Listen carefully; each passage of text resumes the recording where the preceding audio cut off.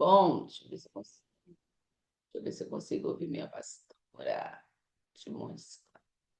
Deve estar aí sem ar. Então vamos orar. Pai, muito obrigada, Senhor, por essa manhã que o Senhor nos dá a honra, Senhor, de estar aqui para aprender um pouco mais. Pai, te peço nessa manhã, na manhã deste dia que o Senhor nos concedeu, abre a nossa mentalidade, Senhor, abre os nossos ouvidos, Pai.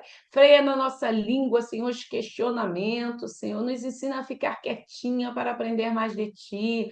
Pai, te louvo pela vida de Amaí Sauí, te louvo pela vida de cada uma aqui nessa sala, Senhor. Obrigada pelo privilégio, Pai, de todos os dias, Senhor, o Senhor nos resgatar. Muito obrigada, Senhor, por essa manhã já gloriosa, que eu já quero agradecer pelo poder que há no teu nome. Em nome de Jesus, amém. Vem para cá, Maísa, e fala comigo nessa manhã, deixa Deus te usar. Bom dia, graça e paz. Hoje eu vou ser mais rápida.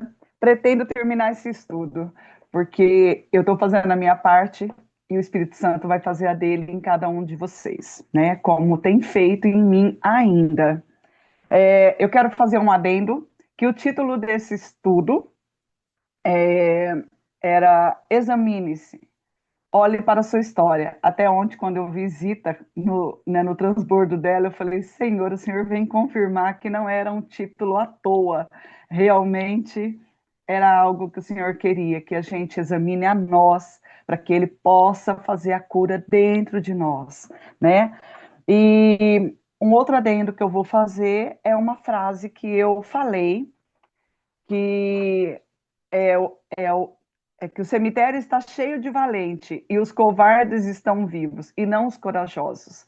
É que eu misturei tanto valente, corajoso, guerreiro, que eu misturei tudo aí. Mas eu não vou falar meu nome e me apresentar, porque a Mônica já falou, e quem está continuando aí, né, sabe quem eu sou, e quem for ver vai buscar o anterior, o estudo anterior. Como eu estava falando sobre o perfil psicológico de um bastardo, né? Que o primeiro sintoma é de rejeição. Só que para não ficar só nessa parte, né, assim, do estudo, eu vou falar a palavra de Deus, que é Jefté, capítulo 11, né? Lá de Juízes, aliás, a história de Jefté, no versículo 4. Eu vou ler e eu vou continuar falando de algumas características, né? Eu vou ler o versículo 4 até o 9, não, até o 10. Algum tempo depois, os amonitas foram guerrear contra o povo de Israel. Quando isso aconteceu, os chefes de Gileade foram buscar Jefté na terra de Tobi e disseram: Venha com a gente e seja o nosso chefe na guerra contra os amonitas. Jefté respondeu: Eu sei que vocês me odeiam e odeiam tanto que me fizeram sair da casa do meu pai. Como é que vocês vêm me pedir ajuda agora? É agora que estão em dificuldade? Nós viemos falar com você porque queremos que comande todo o povo de Gileade na luta contra os amonitas, responderam eles. E Jefté disse: Se me levarem de volta para casa a fim de lutar contra os amonitas, e se o Senhor Deus me der a vitória, eu serei o governador ou chefe de vocês, está certo? Eles responderam: Sim, nós faremos como você diz, o Senhor é a nossa testemunha. Como eu estava falando, que o primeiro sintoma de um bastardo é a rejeição. E normalmente quem convive com os bastardos, ou já conviveu, eles sabem que ele tem uma necessidade tão grande de ser aprovada, que normalmente essas pessoas que convivem com ele, o que que fazem? Fazem propostas perigosas, né? Como foi aqui? Você acha que eles foram lá chamar, né, assim, Jefité, só porque ele era filho de Gileade, ou só porque ele era um bom guerreiro? Não sabia. Eu acho que eles não se importavam com a vida de Jefté, como não se importaram porque permitiram e nunca foram atrás dele, né? Mas nesse momento da guerra, falou: vamos lá chamar aquele bastardo lá, que ele vai vir brigar. Se ele morrer, não tem problema, né? E a gente vai dar para ele, e ele vai querer provar que ele é bom, para ele ser reconhecido, e ele vai aceitar essa guerra aí. Vamos fazer. Lembra daquelas novelas que tinha sobre os bastardos que a gente assistia muitos anos atrás, que eles faziam de tudo para mostrar, né, assim, o valor deles. Aí no final ele revertia lá é, a história dele sendo chefe, mandando e se vingando de todos, né? Nas novelas eram assim, né? Lógico que hoje nós, assim, na palavra de Deus, nós conhecemos muitas histórias, como de José, que foi rejeitado pelos irmãos, mesmo não sendo um filho bastardo, né? Mas que ele amou, perdoou, né? E Deus pôde fazer a obra. Então a gente, assim, vê várias histórias e cada um se identifica com um entendimento, lógico, né, de como reagir conforme a vontade de Deus. Aí no versículo 6, qual foi a proposta? Sabendo que um bastardo ele não aceita correção, ele não respeita a autoridade, o que eles proporam? Venha ser chefe. Porque ele sendo chefe, ele não ia ter que, né, se obedecer comando de ninguém. Ele ia poder fazer o que ele queria, entendeu? Então, tem às vezes pessoas que falam assim, eu não sirvo. Eu mesmo falo, né, às vezes vendo o meu marido trabalhando em empresas com o mundo corporativo, que tinha chefe, tinha. Agora esqueci o nome, né? Assim, quando tem várias assim, hierarquias, e eu sempre tive o meu salão, eu sempre fui dona de mim mesma. Embora eu fui comandada muitas vezes por alguns chefes, que eram as minhas clientes que mandavam na minha agenda, o meu marido que me controlava na minha agenda. Hoje eu posso dizer que eu estou livre, comandada por Deus, né, trabalhando como eu estou trabalhando, na direção do Senhor, atendendo por amor, atendendo, né, assim, com equilíbrio, sem falar, preciso trabalhar feito uma doida ou também desprezando. Não, na direção do Senhor. Então, ele não aceitava, né, comando. Aí agora eu vou para os sintomas. Que existe essa área, né, que o primeiro sintoma de um bastardo é rejeição. Aí ele vai seguir, às vezes esse sintoma vai perseguindo ele, né, assim, ao longo da vida, né, assim, né, uma perseguição pelo pai, pela mãe, os irmãos ou professora, como eu contei no episódio passado, né? E aí eu vou, né, agora começar a citar vários sintomas aqui. Que o bastardo, ele não aceita a direção do outro e não gosta de confronto. Se ele casar, né, se uma pessoa casar com um bastardo, na primeira briga, o que ele fala? Vamos separar? É melhor separar, desse jeito não está dando. Porque ele não gosta de confronto, ele não gosta de correção, né? Se ele for chamado a atenção no trabalho, ele já quer pedir a conta. Ele pega ranço das pessoas, tolerância zero. Sentimento de não pertencimento. Não se sujeita à autoridade e não reconhece, mas ouve, mas não se sujeita. Ouve, mas não se sujeita. Ele carrega trauma e transfere para Deus, se perguntando onde está Deus que aconteceu isso comigo. Ele rejeita qualquer figura de paternidade. Por ser filho do erotismo, existe perseguição na área sexual, identidade sexual, precocidade sexual, frigidez, compulsão ou a pessoa é assexuada. Então, esse estudo me trouxe muitas respostas, porque eu no salão já ouvi muita história, e às vezes eu ficava querendo entender, para compreender, não fazer um mapeamento das pessoas, porque não cabe a mim, cada um tem que fazer o seu. Mas às vezes a gente precisa ajudar e dar um direcionamento. Aí, através desse estudo, você vai conseguir, às vezes, assim, direcionar um conselho ou indicar um caminho, né? Que é Jesus, sempre, lógico, mas é assim, através desses sintomas. O bastardo tem uma carência afetiva que nunca sacia, ele ama para ser aceito, ele serve para ser visto, ele ajuda para ser validado, ele tem dificuldade de se sentir amado por Deus, busca excessiva por aprovação e validação das pessoas, faz de tudo para ser aceito e reconhecido pelas pessoas, mesmo se tiver que mentir, enganar ou passar a perna nas pessoas. Medo constante de ser rejeitado, tem pavor de ser excluído, abandonado ou ignorado, insegurança espiritual, sempre questiona a sua salvação. Será que realmente estou salvo? Sente que Deus pode rejeitar a qualquer momento. Dificuldade de receber correção, se ofende por qualquer coisa, vê a correção como rejeição e não como ato de amor, não consegue se ver como filho de Deus amado, mas sempre como alguém digno, né, que se fez por merecer. Alta exigência extrema, vive tentando merecer o amor de Deus e das pessoas, dificuldades de confiar em Deus como Pai, relacionamento distante, superficial com Deus e com as pessoas, forte sentimento de orfandade.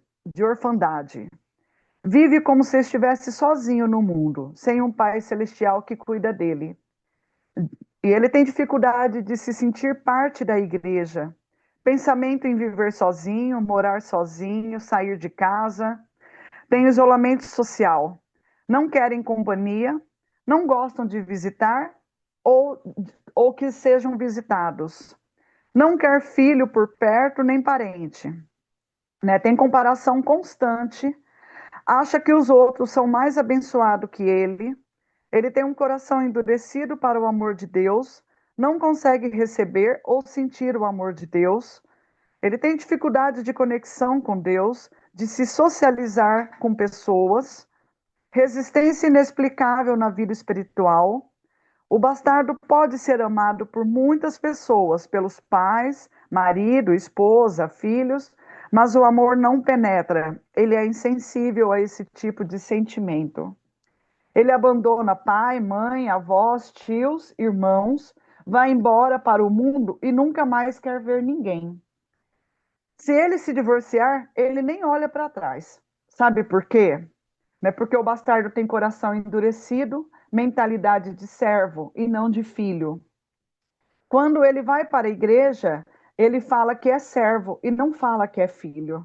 Ele tem problemas sérios com ciúmes, inveja, sente-se incomodado quando Deus abençoa as outras pessoas, ele acha que foi deixado de lado.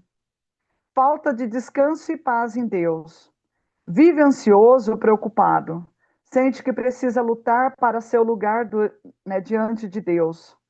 Se sente incapacitado de chamar Deus de Pai com convicção. Com facilidade, se sente abandonado por Deus. Tem dificuldade em receber bênçãos e promessas, porque ele não consegue enxergar Deus como Pai. Não se sente digno de receber bênçãos e promessas de Deus. E tem dificuldade de aceitar perdão. Tem excesso de autocrítica, vínculo forte com o passado de rejeição. Tem dificuldade em superar traumas de rejeição, e é especialmente da infância. O bastardo vai lembrar de cada coisa que o pai ou a mãe fez para ele. Cada palavra dita, cada expressão facial, olhar, gesto e de cada palavra. Gente, eu lembrei quando eu estava falando da minha professora que me perseguia. Eu falei, falta de identidade, né? Esse constante desejo de provar algo para os outros, dificuldade de sentir alegria genuína na vida cristã. Lembra quando nós falamos de Jefté? Que ele foi um homem, apesar da sua origem, mas ele não pôde desfrutar, porque o tempo todo ele tinha aquele sentimento de eu preciso, né, assim, barganhar com Deus, porque eu não sou o suficiente. Ele pediu ajuda para Deus, mas depois negociou com Deus, com sacrifício. Mas a misericórdia de Deus é tão grande, e hoje ainda mais, glória a Deus, né? E, deixa eu ver, a dificuldade de permanecer fiel a uma igreja ou liderança, relações superficiais na igreja, tendência ao legalismo, se apega a regras rígidas, pois acredita que se seguir regras rígidas o tornará mais aceitável diante de Deus. Sentimento constante de comparação com os irmãos da fé. Resistência à figura de autoridade. Desconfia Se sente ameaçado por líderes espirituais, pois associa autoridade a abuso ou rejeição. Tem dificuldade em expressar emoções diante de Deus. Ele se detém, não se quebranta, não chora, sabe? Num culto, em adoração a Deus. Sentimento constante de solidão, mesmo que cercado por pessoas. A bastardia destrói vidas, rouba alegria. Você pode ter vários ou um sintomas desses. Ele tem tendência a fugir quando enfrenta conflitos emocionais ou espirituais. Muitos filhos bastardos são gerados no carnaval. Sabe onde os bastardos se sentem pertencentes? No lugar onde adora demônios. Por quem ele foi adotado. É que traz para ele esse sentimento. É essa observação. Normalmente o bastardo ele tem ou já teve envolvimento com o ocultismo. Tenho um ou vários desses sintomas, Anair. O que fazer? Né? Eu citei vários sintomas aqui, uma lista que talvez vocês, né, até se perderam aí, né? O primeiro é confessar e é reconhecer o peso dessa maldição sobre a sua vida. Renunciar, receber perdão de Cristo, se submetendo à renovação da sua mente para com a mente de Cristo, através da leitura da palavra de Deus.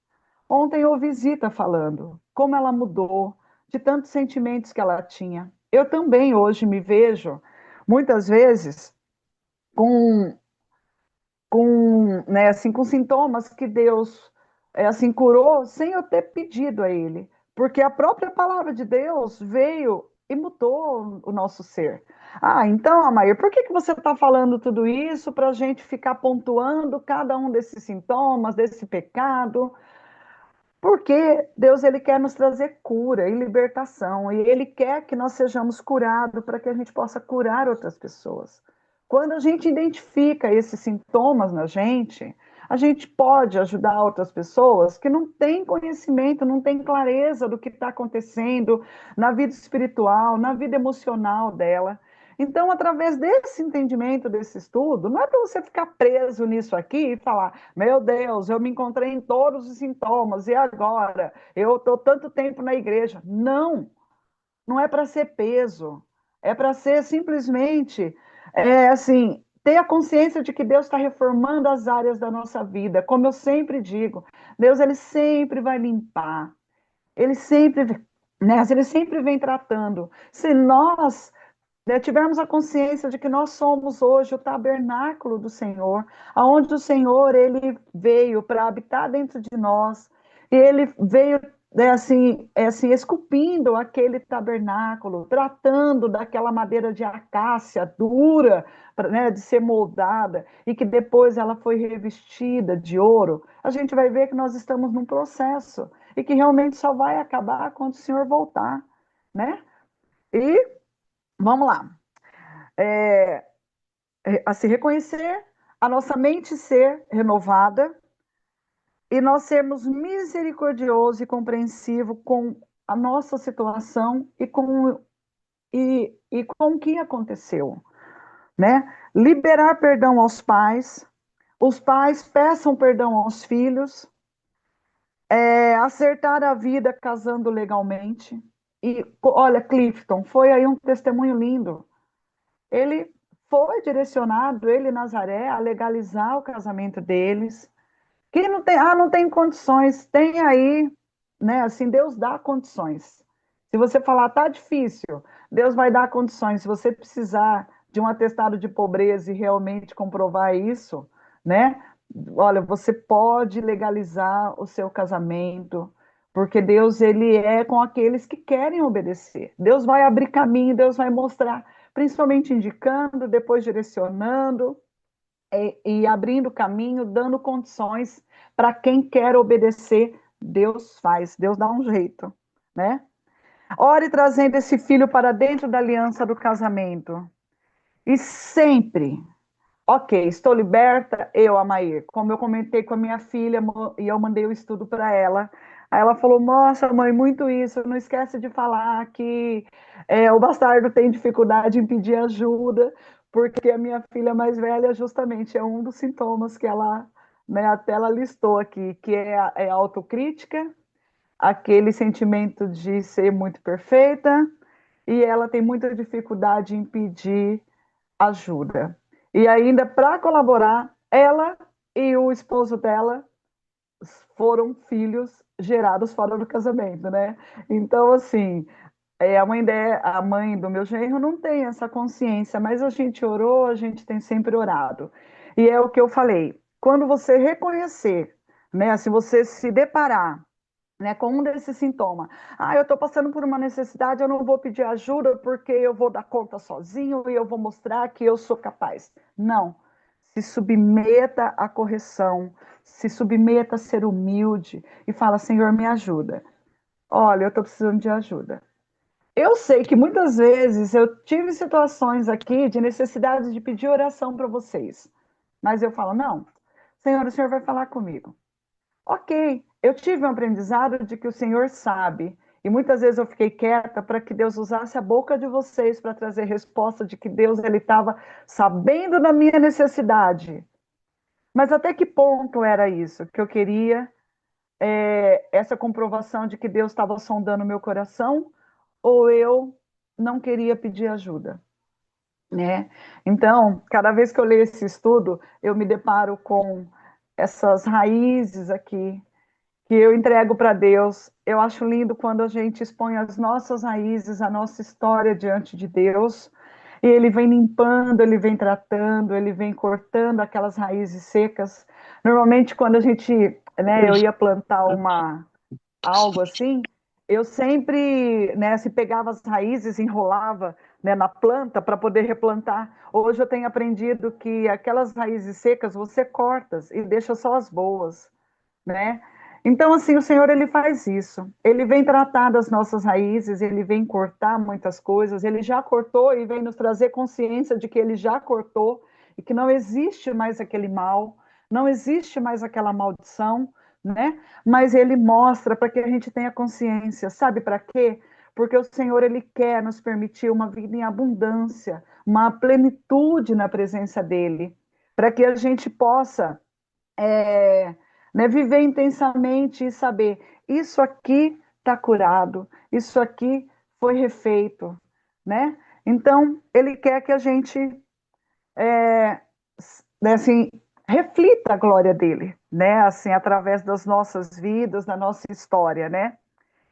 E é o que eu estava falando, que a gente, se detectar uns sintomas desses, a gente se submeta a aceitar a correção, mudando as nossas atitudes de bastardo para filho amado do Pai.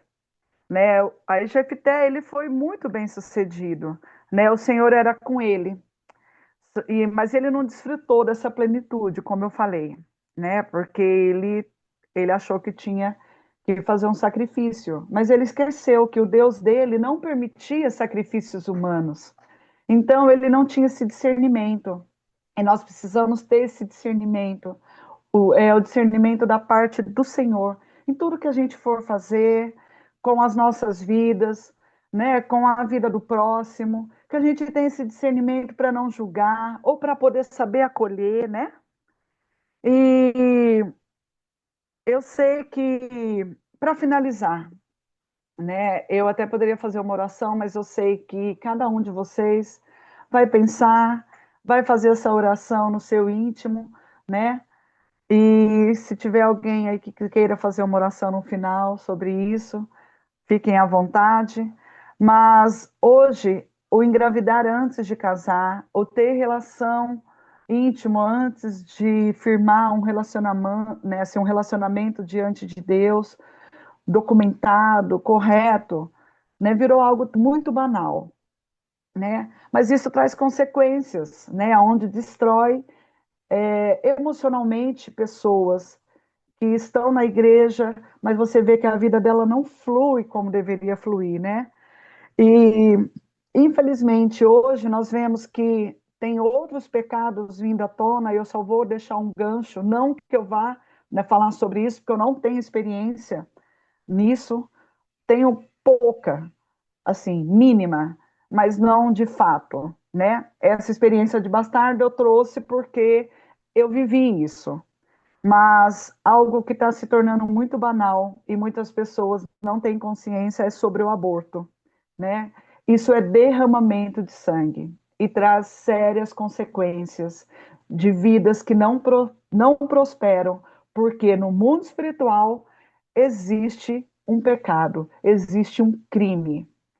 Queira, se estiver oculto ou não, mas para Deus é visível, para os demônios também é visível. Então, que a gente possa estar atenta a isso, né? Porque o mundo espiritual ele é mais real do que esse nosso físico. Mas nós não podemos ter medo. Antes, quando eu falava nisso, eu tinha muito medo. Mas hoje eu crendo que no mundo espiritual existe o nosso Deus, o nosso Abba Pai, que ele é mais real do que a gente possa imaginar, que ele cuida de nós, que ele habita dentro de nós, que ele dirige a nossa vida, que Jesus, né, assim, né, que Deus ele nos deu Jesus, né, o seu filho, né, que derramou, que se fez maldição na cruz por nós. Hoje eu posso dizer que eu caminho em segurança, confiante que se algum mal, né, vier contra, ele não vai nos tocar. Se o mal acontecer, não vai nos fazer dano, porque o Senhor ele é conosco, ele nos protege. Até na quarta-feira passada, né, foi algo que depois que eu terminei o estudo, eu estava suando, eu estava assim tremendo. E algo muito assim que aconteceu, até compartilhei com algumas pessoas que meu marido saiu para trabalhar e tinha chovido muito na segunda-feira. E na quarta-feira, é assim, né, de manhã, 2 dias depois, um dia de sol lindo, maravilhoso, o meu marido passou com a técnica para pegar a mala. Coisas de, olha, ele disse que uns 15 segundos. E a hora que ele passou, a árvore caiu. Uma árvore imensa caiu, quase tinha caído, quase, né, caiu em cima deles. Então, Deus tem dado livramento. Fizemos uma viagem também na sexta-feira, e uma pessoa com um carro com uma lanterna só, ele, ele acabou indo. Assim, eu acho que ele tinha parado, teve algum problema no carro dele, e ele parou no acostamento, mas do lado interno da pista, sabe? É assim, no canteiro central. E a gente estava numa descida a 110, e aí esse carro saiu, a gente achou que era uma moto, mas não era um carro. O meu marido freou, conseguiu desviar e voltou, mas também assim, como o nosso carro ele está com problema que tem que fazer o alinhamento, e é um carro novo que ele pegou, que é da empresa, é, quase ele sentiu no volante que deu assim assim um certo bambeamento, sabe, ali no volante. Mas então Deus tem mostrado assim livramentos. Eu falo, em outra época, a Mair ia parar, a minha boca ia se calar, com medo. Mas hoje eu falo: não, o Senhor me colocou aqui, o Senhor me curou, Ele me libertou. E eu preciso declarar todas as curas que Ele fez na minha vida, que Ele está fazendo na minha família, na minha vida, na minha história.